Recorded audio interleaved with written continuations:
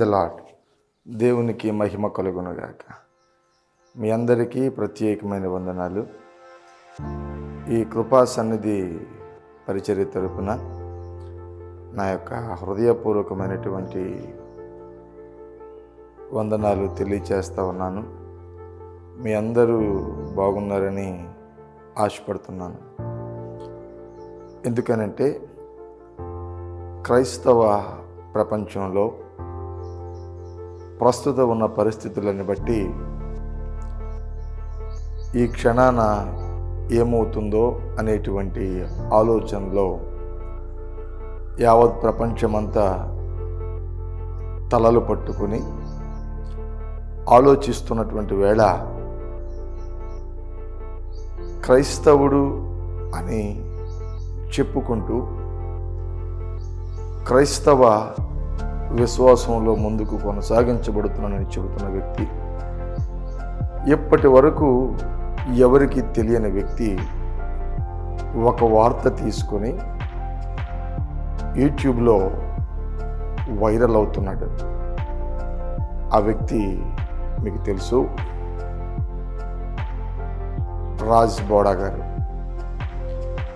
ఆయన మొన్నటి వరకు ఏదో క్రైస్తవ్యం మీద మంచిగా మాట్లాడుతున్నాడు అనే ఆలోచన అందరికీ ఉండేది. కానీ మధ్య డాక్టర్ జాన్ వెస్లీ గారు, అలాగే సిస్టర్ బ్లెస్సీ వెస్లీ గారి యొక్క పరిచర్య యావత్ ప్రపంచమంతటికి తెలుసు. వాళ్ళ విధి విధానాలు కొన్ని లక్షల మంది వాళ్ళ వాక్య బోధనలో, విశ్వాస ప్రయాణంలో ముందుకు కొనసాగించబడుతున్నారు. అటువంటి మంచి దైవజనురాలి మీద ఆయన భయంకరమైనటువంటి మాటను చెప్పి ట్రోల్ చేశాడు. ఏమండి, వాళ్ళ గురించి తెలియకపోతే తెలుసుకొని మాట్లాడాలి. వాళ్ళ గురించి అవగాహన లేకపోతే, వాళ్ళ గురించి తెలిసిన నాలాంటి వాళ్ళని మీరు సంప్రదించి వాళ్ళు ఎటువంటి వారు, వాళ్ళ పరిస్థితి ఏంటి అని మాట్లాడి ఒక ఆరోపణ చేయాలి, మాట్లాడాలి నిర్ధారించుకుని. వాళ్ళ గురించి ఏంటో తెలియదు మీకు, వాళ్ళు మనసేంటో మీకు తెలియదు. నేను చెబుతున్నాను, వాళ్ళు దేవుని ప్రేమను అనేక కోట్ల మందికి వెదజల్లటంలో దేవుని కృపలో నింపబడి ఉన్నారు. వాళ్ళకి అంత అవసరం కూడా లేదు. మీరు వైరల్ అవ్వాలనుకుంటే వేరే వాటి మీద వైరల్ అవ్వచ్చు. ఇప్పటికే ఈ డిబేట్స్ పెట్టి, ఈ డిబేట్స్ సంస్కృతి మీద ఇప్పటికే క్రైస్తవ్యంలో చాలా నిందలు మోస్తూ ఉన్నాం. మీరేమో ఎక్కడో ఉంటారు, మేమేమో ఈ ప్రజల మధ్య తిరుగుతూ ఉంటాం. మీరెవరికి తెలీదు, ముఖ పరిచయాలు ఉండవు, యూట్యూబ్లో మాట్లాడతారు. మేము ముఖ పరిచయాలు పెట్టుకొని ప్రతి ఇంటికి వెళ్ళి ప్రతి ఇంటిని దర్శిస్తాం. వాళ్ళు అడుగుతున్నారు, ఏంటి మీ సేవకులు ఎలా అంటే కదా, మీ పాస్టర్స్ ఎలా అంటే కదా అని అడుగుతుంటే మాకు తలలు తెగినంత పని అవుతుంది. మనల్ని ఎవరో ఏం చేయవలసిన వద్దండి, మీరనే మాటలే మమ్మల్ని చంపేస్తూ ఉన్నాయి. బయటికి వెళ్ళాలంటేనే అదొక రకమైనటువంటి పరిస్థితులు మా ఎదురు ఉంటున్నాయి. కాబట్టి ప్రియ సహోదరుడా రాజ్ బోడా గారు, మీరెవరో కూడా తెలియదు నాకు. కాకపోతే ఒక మంచి ఆత్మీయులను మీరంతా క్షోభకు గురి చేశారు. ఇప్పటి వరకు దాదాపు నాకు తెలిసి 20 ఏళ్లకు పైబడి నుండి వాళ్ళ పరిచర్యలో ముందుకు కొనసాగించబడుతున్నారు డాక్టర్ జాన్ వెస్లీ గారు. క్రైస్తవ్యంలోనే ఒక క్రొత్త ట్రెండ్ సెట్ చేసిన వ్యక్తి డాక్టర్ జాన్ వెస్లీ గారు. బైబిల్ వండర్స్ అనేటువంటి ప్రోగ్రాం ద్వారా పరిచయం అయ్యి అనేక ప్రపంచ దేశాలలో రహస్యాలు, బైబిల్ వాక్యాలు, మర్మాలు తెలియచేస్తూ అనేక మందిని దేవుని రాజ్యంలో బాలిభాగస్తులు చేస్తున్న వ్యక్తిని మీరు అట్లా చేయడం చాలా తప్పండి. వాళ్ళు మాట్లాడుతున్న మాటలు మమ్మల్ని కలిచివేస్తున్నాయి. దయచేసి మీకు కుదిరితే క్రైస్తవ్యాన్ని బలపరిచే విధంగా మీరు ప్రయత్నం చేయండి. క్రైస్తవుల మధ్య చిచ్చు పెట్టే ప్రయత్నం పరోక్షంగా మానేయండి. ఎందుకంటే మనందరము క్రీస్తులో ఐక్యపరచబడిన వాళ్ళమే, అందరము క్రీస్తులో జతకట్టబడ్డవారమే. మీ స్థాయి వేరు, మా స్థాయి వేరు. మేము ఇంటింటిని ప్రతి ఒక్క వ్యక్తిని దర్శిస్తాం. జాన్ వెస్లీ గారు కానీ, వెస్లీ గారు కానీ, వాళ్ళు దగ్గరికి వెళ్ళినప్పుడు వాళ్ళ స్థాయిని మరిచి మరి మాలాంటి వాళ్ళతో మాట్లాడుతూ ఉంటారు. మిమ్మల్ని కలవాలంటే ఏవేవో కావాలి, వారైతే అటువంటి వారు కాదు. దేవుని ప్రేమ కళ్ళారా చూచి అనుభవించినటువంటి మాకు తెలుస్తుంది, మీలాంటి వాళ్ళకి ఏం తెలుసు? దయచేసి ఆ సంస్కృతి మానుకోండి. మీరు ఎప్పటికైనా కళ్ళు తెరిచి వాళ్ళ గురించి పూర్తిగా తెలుసుకొని, అమ్మా నేను చేసిన మాట తప్పు, నన్ను క్షమించమని మిమ్మల్ని అడగమంటలేదు సుమా, నేను చెప్పిన మాట అబద్ధమని మీరు ప్రకటించండి. అప్పుడైనా క్రైస్తవ ప్రపంచంలో క్షమించమనటం అని చెప్పటమే కాదు, క్షమించమని అడగటం కూడా తెలుసు అనేటువంటి సందేశాన్ని అనేక మందికి ఇవ్వడానికి అవకాశం ఉంటుంది. మీరు అట్లా క్షమించమనే మనసు, క్షమించమనేటువంటి అడిగే మనస్సు మీకు కలిగించాలని ఆ దేవుణ్ణి ప్రార్థిస్తూ, ప్రత్యేకించి అమ్మా సహోదరి బ్లెస్ అక్క, జాన్ వెస్లీ అన్న, మీరు అటువంటి వారు ఎంతమంది ఎన్ని నిందలు వేసినా మీకు ఎటువంటి అపకీర్తి కలగదు. ఇంకా అభివృద్ధుల పదంలో ముందుకు వెళ్ళిపోతారు. ప్రపంచ నలుమూలల్లో దేవుని వాక్యాన్ని ప్రకటించటానికి అన్న జాన్ వెస్లీ గారు అక్కను తప్పకుండా దేవుడు ఇంకా బలపరుస్తాడు. మీరు నిరుత్సాహం చెందొద్దు. ఏదో దీని మీద మీరు ప్రత్యేకంగా శ్రద్ధ తీసుకొని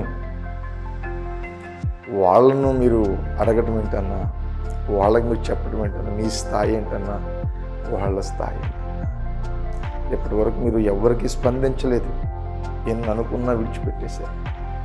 కానీ మీకు ఎంత మనసుకు బాధ కలిగిందో మీరు చెప్తున్న మాటల్లో నేను ఆ మాటలు విని జీర్ణించుకోలేకపోయాను. అందుకని ఈ విధంగా వ్యక్తిగతంగా నేను మీకు ఈ మాట చెప్తున్నాను. కాబట్టి ప్రియ సహోదరుడా రాజ్ కూడా మీరు ప్రత్యేకించి వాళ్ళ పైన చేసిన వ్యాఖ్యలు మీరు యూట్యూబ్లో పెట్టి డిలీట్ చేసిన సంగతి అందరికీ విదితమే. ఈలోపే మన క్రైస్తవ సోదరులు చాలామంది దాన్ని చూశారు, చెప్పారు.